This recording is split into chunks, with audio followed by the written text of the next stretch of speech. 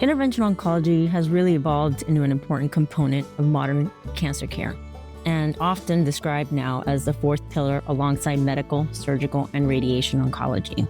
The specialty now encompasses a broad spectrum of image-guided procedures that support from cancer diagnosis, treatment, to effectively managing symptoms that are caused by the disease. In other words, what we're seeing is that across the continuum of care, IO is playing a vital role. You're listening to the ONS podcast, where ONS Voices Talk Cancer, a resource from the Oncology Nursing Society. Through conversations with subject matter experts, we examine the important issues in oncology nursing, from new treatments to patient-centered research to advancements in clinical practice. Join us as we hear from nurses in all facets of oncology care, from bench to bedside and everywhere in between. Hello and welcome to the ONS podcast. I'm your host, Jaime Weimer, Manager of Oncology Nursing Practice at ONS. And today we're talking with Evelyn Wempe, Executive Director for Advanced Practice Providers for the Oncology Service Line at the Sylvester Comprehensive Cancer Center in Florida, about interventional oncology. This episode provides free NCPD contact hours. To receive credit, please review the episode notes for any guest disclosures before listening. Following the episode, complete the evaluation linked in the episode notes. Welcome and thanks so much for joining us today, Evelyn. Well, thank you for the opportunity to join you today. So to start things off, can you give us just a brief overview of the history of interventional oncology? By the 1980s, interventional radiology, a field that integrates imaging technology and minimally invasive techniques, had already been established for several decades, concentrating mostly on vascular access procedures and catheterizations. In the 1990s, though, tumor-focused procedures such as embolization and ablation began to emerge, marking a shift towards oncologic applications. The 2000s saw rapid technological advancements that expanded the scope and volume of oncology-directed interventions, including vascular access device placement, liver-directed transcatheter therapies for tumor control, and more sophisticated ablation modalities. Today, interventional oncology, or IO, extends beyond procedural work, encompassing comprehensive clinical care through dedicated IO clinics that support patient consultations, treatment planning, and post-procedure follow-up. Wonderful. Thank you for that great summary. It really shows that it's been around for a while, but has certainly kind of picked up steam and being called by this relatively new term of interventional oncology as its own separate modality has really started to, I think, just I've become more aware of it over the past several years. So I think this will be a great conversation to talk about today. Talk to me a little bit about the current landscape of interventional oncology. How do we see it being used in cancer treatment and also in symptom management? Interventional oncology has really evolved into an important component of modern cancer care and often described now as the fourth pillar alongside medical, surgical, and radiation oncology. The specialty now encompasses a broad spectrum of image-guided procedures that support from cancer diagnosis, treatment, to effectively managing symptoms that are caused by the disease. In other words, what we're seeing is that across the continuum of care, IO is playing a vital role. For diagnosis, image-guided biopsies allow to precisely confirm the presence of cancer. On the treatment side of things, local regional therapies such as fluoroscopy-guided transcatheter procedures enable delivery of chemotherapy or embolic agents or radiation directly to tumors via vessels, limiting systemic exposure, very different than our systemic therapies that we have available. And finally, IO is equally impactful in symptom management. Procedures such as drainage of malignant effusions and targeted pain interventions through imaging can significantly improve quality of life for cancer patients. Ultimately, interventional oncology integrates seamlessly into every aspect of cancer journey, providing patients with less invasive options for both treatment and supportive care. Would you be able to describe maybe one or two specific interventional oncology procedures and just provide a little bit more detail? I'll talk about the two more common procedures that we know. Transcatheter procedures is one of the more common ones that is known and really has evolved in interventional oncology. These are intra-arterial embolization procedures that are performed. In this minimally invasive treatment option, the interventional radiologist introduces a catheter into the arterial system and delivers embolic particles to obstruct blood flow to a tumor. By reducing the tumor's blood supply and nutrient delivery, what we want to see is that the procedure helps limit the tumor growth. And this local regional therapy is widely used in management of liver tumors and oftentimes are performed in an outpatient basis and well tolerated by patients. Another interventional oncology procedure are ablation.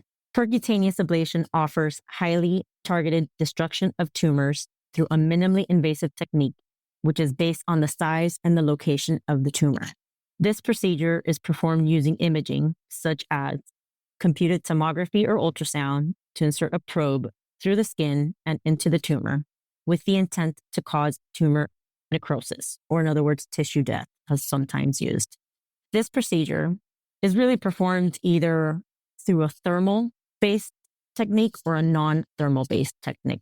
For example, radiofrequency or microwave ablation utilizes a heat or energy source to create a zone of ablation that causes tumor cell death. Both of these options can safely treat certain types of tumors in the liver or in the lung. There is another thermal option that includes using extreme cold temperatures that also helps to kill tumors. This option can be used to treat kidney tumors. However, in the last decade, with emerging technology and innovation, we have seen the introduction of a non-thermal-based percutaneous ablation technique known as irreversible electroporation. This non-thermal-based option utilizes high-voltage pulses between 2 or more probes to destroy the structure of the tumor cells. And I know it sounds very scientific, but really what it's trying to say is that it really uses electricity to cause pores, like a sponge, in the tumor cells to kill the structure of that tumor cell. It sounds sort of like sci-fi, but how amazing is that all of that, the innovation has changed so much that we have these new capabilities to do these types of ablations. So thank you so much for just giving that sort of high-level overview of some of the details of these more common procedures. Talk with me a little bit about the roles of the nurses who are actually participating and assisting with the actual interventional oncology procedure. What does their role look like during that procedure? So the role of the nurse during an interventional oncology procedure is very important. Although the role can be variable depending on the institutional setting that they work in, the primary responsibilities of the interventional oncology nurse in this setting is really about patient observation and monitoring, administration of medications such as IV fluids, if a procedure is performed under sedations, that medication administration is to keep the patient comfortable. Sometimes they can assist with the procedures depending on how many other members of the team are in the procedural suite. But most importantly, they're serving as an advocate while maintaining the patient safe throughout the procedure. And then how does that interventional oncology nurse's role sort of shift as they focus on caring for the patient immediately after the procedure? In the immediate post-procedure phase, the IO nurse plays a critical role in patient safety and education. And oftentimes, it may not be the same nurse that's caring for the patient in the procedural environment versus the post-procedural environment. But the role is really about continuously to assess the patient's comfort level to ensure that there is hemodynamic stability of the patient while closely monitoring for complications such as bleeding at the access site, of course, dependent on the procedure, if there's any hematoma formation or changes in vital signs, or if there's any pain that needs to be addressed. Most importantly is maintaining patient safety in that immediate phase after the procedure. I will say that for post-procedures, the monitoring times can vary depending on institutional policy, whether the patient was sedated for the procedure, depending on the type of intervention that was performed. However, during this period, what's most important is that the nurse has ongoing communication with the patient and providing reassurance of every step of the way that's going on for that patient's recovery and keeping them informed and their caregivers in terms of their recovery progress. I will say another important role of the nurse in this immediate phase of the procedure is their role in educating the patient and the caregivers. The nurses reviews expected post-procedure symptoms with the patient, any potential complications that may arise, and any activity restrictions should be discussed with the patient and their caregivers. Clear instructions should be provided on when and how to contact the IO team for further evaluation or concerning symptoms. As the oncology nurse, I worked a lot in the sort of the clinic-based setting and navigation and coordination. I always felt a little disconnected about not only what happened during an interventional oncology procedure, but then also how can I help those patients and what should I know about that procedure so that I can be an advocate for them as well.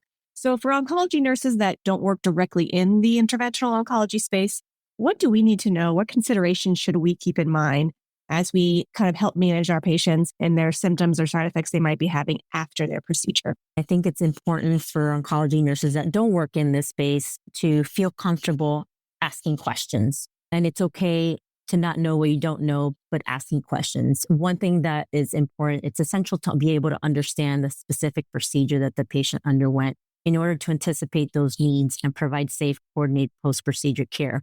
So I would say first starting to understand what is the procedure that my patient had done, what is it that I need to know about it, what is the intended outcome of this procedure.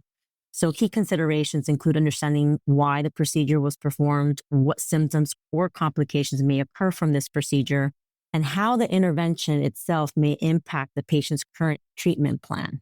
This is important because sometimes patients are undergoing maybe multiple different treatments at one time. And nurses should be aware of red flag symptoms that require escalations. Again, going back to what procedure was done and what do I need to know to ensure that I know when to contact the interventional oncology team.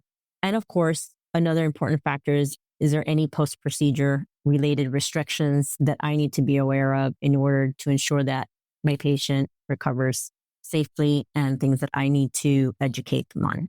Additionally, it's important to assess whether the procedure affects the timing, dosing, or safety of ongoing systemic therapies, and really collaborate with the interdisciplinary team to ensure continuity of care. I love that. And it's so important. As you said, this is another sort of pillar of oncology treatment now that we have and can offer to our patients. And so it just adds another layer of potential handoff and coordination of helping our patients move from one modality, one treatment to the next. Sometimes they're overlapping. Sometimes they're moved from smoothly from one to the other, or you come back to one that you started with. And so it is just another possible handoff of patient information and sharing those details to everybody who is then interacting in part of that patient's care team. So it is so important for all of us to understand, just like we want them to understand what does it mean to receive a systemic therapy or what does it mean to receive radiation therapy. We also need to understand now what does that mean for our patients who are receiving this procedural type therapy as part of their overall treatment plan. Absolutely. So whether it's before or after the procedure, clearly it sounds like communication and coordination is very important. Can you talk a little bit about the importance of that role and how nurses fit in that role of serving as that sort of conduit of communication between the patient's primary oncology team and the interventional team? Communication and coordination between both the primary oncology team and the interventional oncology team are essential because we all know that cancer care is inherently complex and requires a unified patient-centered approach. And this is where oncology nurses play a critical role as part of that collaboration and interprofessional team.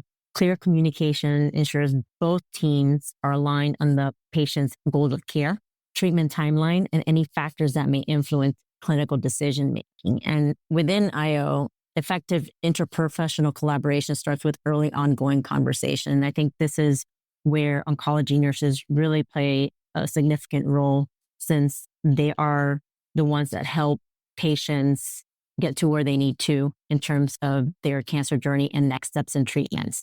So before an IO procedure, both teams really must review the patient's clinical status. There has to be clear understanding of, is this patient ready to undergo a procedure? Is there any necessary imaging that needs to be done, as well as laboratory review and any systemic treatments that may affect procedural planning. And oftentimes in my experience, really the oncology nurses are the ones really speaking with each other based on what the decision has been from both teams working together and communicating this to the patient. After the procedure, there has to be coordinated follow-up, which is equally important as patients may need additional imaging to assess response to treatment, to assess symptom management. How does that impact other therapies that they may be under the medical oncology team, and also any adjustments to their treatment plan. Ultimately, strong communication helps to ensure safe, seamless transitions, avoids delay in care, and supports the best possible outcomes for the patient. Oftentimes, there's always a primary oncology nurse that helps support the patient initially during their journey And when interventional oncology is now a part of that patient's treatment, it's important for that continued open communication with the nursing support from that team to ensure that the patient has all the information that they need. And as this new pillar of oncology treatment options has become, I think, more fortified in what we can offer our patients, they might not be as familiar with it. It might just be something they've not heard of before, where they might be familiar with the notion of systemic chemotherapy or surgery or even radiation. So let's talk a little bit more about what is the nurse's role in educating patients and preparing for their interventional oncology procedure? There's so much I could say about this. But really, nurses can really begin educating patients about procedures by starting with the fundamentals. As stated before, patients may not be familiar with interventional oncology. So specifically understanding what the patient already knows. Before introducing a detailed information about an interventional oncology intervention, I think the oncology nurse needs to assess the patient's baseline understanding of interventional oncology. I often began my visits with a simple open-ended question: tell me why you're here today. This allowed me to gauge their knowledge of the specialty and the purpose of the visit with the IO team. And in many cases, patients were unfamiliar with interventional oncology, which meant education needed to start with an explanation of what IO is and how it fits into their cancer care journey. Once that foundation was established, I was then able to introduce information about the specific procedure and its role in their overall treatment plan. And we can work together to establish goals of care, and helped having this approach ensured patients were informed, engaged, and better prepared for the procedure ahead. I will say that the nurse plays a critical role in educating the patients about how to prepare for the procedure. And we talked a little bit about that earlier, but really this begins with ensuring that the patient fully understands the purpose of the procedure and how it aligns with their treatment goals. And they need to be part of that decision-making, because then you're really working with a patient-centered decision-making process with all the team members. The nurse should be able to provide tailored instructions on how to prepare for the procedure once the decision has made to proceed, for example, with a percutaneous ablation or with transcatheter procedure. But are there any fasting requirements that the patient needs to be aware of? The nurse is instrumental in providing medication guidance, including what medications to hold, adjust, or even avoid before the procedure, what to expect during the procedure, including the steps and sensations and the clinical team involved. It's important for them to know what to expect when they're rolled into that room for that procedure. Preparation also entails educating the patient about the post-procedure side of things, right? Which we talked about that a little bit, but understanding what the anticipated recovery time is, what are the common symptoms to watch for, the care of the access or incision site, depending on the procedure, and of course, any activity restrictions and follow-up needs. But overall, the nurse ensures that the patient and their caregivers feel informed, supported, and confident throughout the whole process, before, during, and after, and have any questions answered, and also reinforce any education that's needed. Well, thank you for sharing that very comprehensive look at all the touch points that we as nurses interact with our patient as they move through their procedure. And just, I really appreciate highlighting that it's before, it's during, it's after. They need to know a lot of it about each of those different phases. And so really understanding not only what's important to convey to our patients and their caregivers, but when we can tell them that, when's the right time to share that information so they don't get too overwhelmed up front, but also they know exactly what they need to at that right time so they can be ready. Let's talk a little bit more depth about the education that we provide and what do we share with our patients about what actually happens during the procedure itself. That's important because I know that can be a time of high anxiety for patients when they're about to undergo a procedure. So important patient education point really pertains to what I consider three different areas. The first one is understanding the imaging environment. Patients should be aware that the procedure takes place in an imaging suite where they may see equipment such as a CT scanner or a fluoroscopy system with monitors and other devices. They should be informed that their interventional oncology team typically includes the physicians, advanced practice providers, nurses, and radiology technologists who all work together throughout the procedure. The second component that we want patients to know during the procedure is the role of imaging and contrast. Imaging is a critical part of interventional oncology procedures, allowing the team to visualize anatomy and blood vessels clearly. patients should be informed that often procedures require the use of contrast media administered through the peripheral IV for the interventional radiologist to be able to visualize anatomy and vessels to be able to perform the procedure. A third aspect that patients should be aware of is monitoring comfort. And this, again, is where the oncology nurse really plays an integral role. Patients should understand that a nurse will monitor them continuously during the procedure. They may receive supplemental oxygen if needed, and the care team's priority is to ensure safety, comfort, and ongoing assessment throughout the entire experience. As somebody who has never worked in that environment, I can't agree more of just helping to visualize so the patient feels comfortable and knows what to expect of like, what are they going to see? What's that experience going to be like? And, I think about other modalities, mainly chemotherapy, but thanks to media and movies, like people have a picture of what that looks like to get chemotherapy. Now, it may not be accurate, but they have a picture of like what that probably will look and maybe feel like. But I think for some of these procedures or even in surgery, example, if they've not had it before, they've not been in that environment, that alone, they just have anxiety about what am I going to see? What is it going to feel like? What am I going to remember?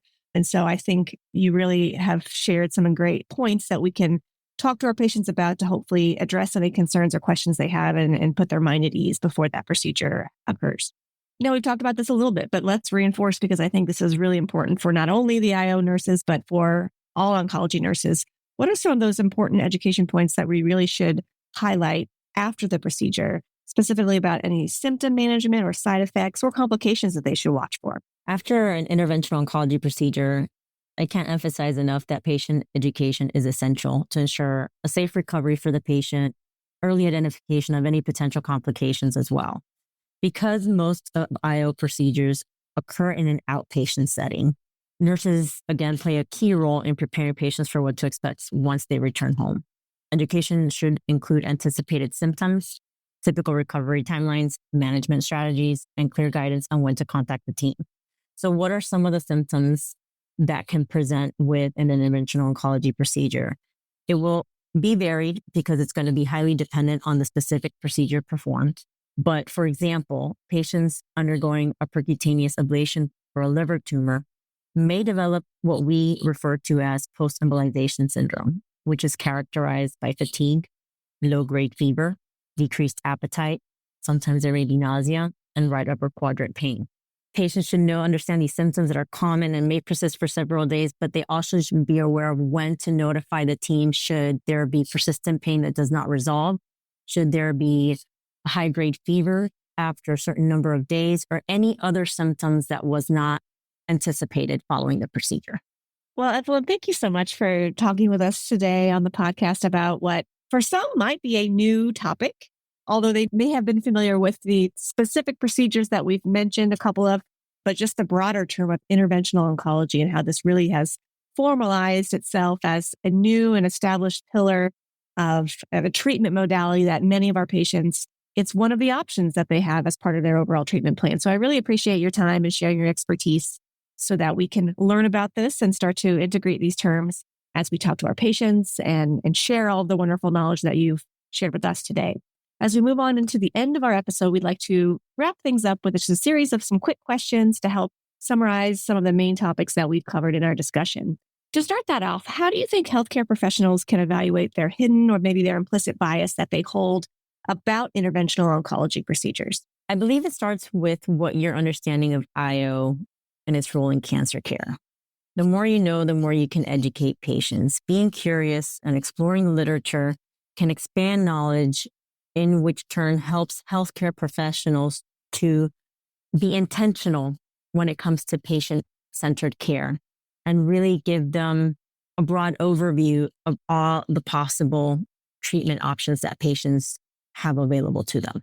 What are some common misconceptions that you think exist out there about interventional oncology? I will say that as nurses explore career options, interventional oncology is definitely one to consider. It really unites technology and innovation. And I think that's where we're heading with healthcare, with so much advances in research and science. There's definitely a place for oncology nurses in this space, and it would be great to see that continue to flourish. What's something about this topic that's maybe not often discussed, but you wish people knew more about? I think we're starting to see more discussion around interventional oncology as part of nursing oncology. And I will say that maybe that was something that maybe had not been as often discussed in the past, but it's great seeing it being talked about more. And I think as we continue to see emerging technology and where we're going with innovation in healthcare, I see there's a lot of potential for this highly specialized area within oncology nursing expanding. Is there any additional training or specific education that you would recommend for oncology nurses that want to learn more and stay current in this topic? Absolutely. Oncology nurses can stay current on IO through several opportunities. If you're looking at it from an institutional level, foundational training can really include just structured orientation or shadowing in the imaging environment and interventional radiology suite. Shadowing the IO team allows oncology nurses to gain firsthand understanding of imaging modalities, procedural workflows, and this knowledge can directly enhance the nurse's ability to be able to educate and prepare patients effectively. I think sometimes oncology nurses working in other areas besides imaging don't know to explore that area to learn more about it, but I think there's a wonderful opportunity in that as part of their training and education. The Oncology Nursing Society also provides resources to support ongoing learning about interventional oncology. The IO Learning Library includes clinical practice tools, podcasts, and articles, as well as links to external organizations such as the Society of Interventional Radiology and the Association for Radiologic and Imaging Nursing. And these organizations offer additional updates, guidelines, and educational content to help oncology nurses stay informed on IO procedures and best practices. Another way that oncology nurses can stay current on interventional oncology or even learn about it is if you're in a leadership role or you work within an organization, have a shadowing or a rotation in the interventional radiology suite as part of the onboarding, because this will provide oncology nurses a comprehensive overview of all the aspects that impacts a patient in terms of their care. So if we're thinking about IO as a fourth pillar in cancer care, then establishing an onboarding that includes all four pillars as part of the oncology nurses foundation in learning, spending time in surgical oncology, radiation oncology, medical oncology, and interventional oncology will help them know better, learn more, and be able to educate patients as well as others. And then finally, are there any additional resources that you would recommend that we could use with patients, or even if we wanted to share with other providers who wanted to learn more? The American Cancer Society and radiologyinfo.org are two websites that I've gone to in the past and have used information for both patients and providers to educate on what available treatment there are out there for certain types of cancers. They offer information about treatment options, as well as what is an ablation or what is a chemoembolization. So it really tailors the education for healthcare providers as well as patients. Well, Evelyn, thank you again for joining us today on the podcast and sharing all of this great information about interventional oncology. I'm excited for our listeners to learn more about this and to check out some of the great resources that you've recommended as well. We'll be sure to include links to many of those things in our episode notes. Do you have any final comments to share with our listeners today?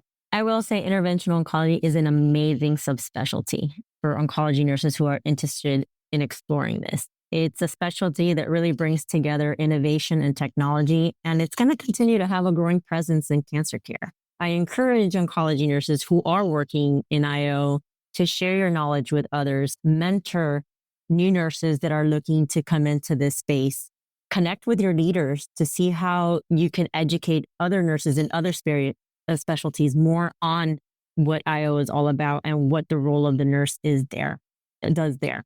And encouraging nurses as they're entering the specialty of oncology to be open to the opportunity of having this also as a career option. Wonderful. Well, thank you again, Evelyn. Thank you. Thank you for listening to the ONS podcast. Tell us about your favorite part in this episode by leaving a review wherever you download your podcast. For more resources and information about oncology nursing, visit us at ons.org and ons.org/voice. The ideas and opinions shared in this episode represent those of the guest and not necessarily ONS.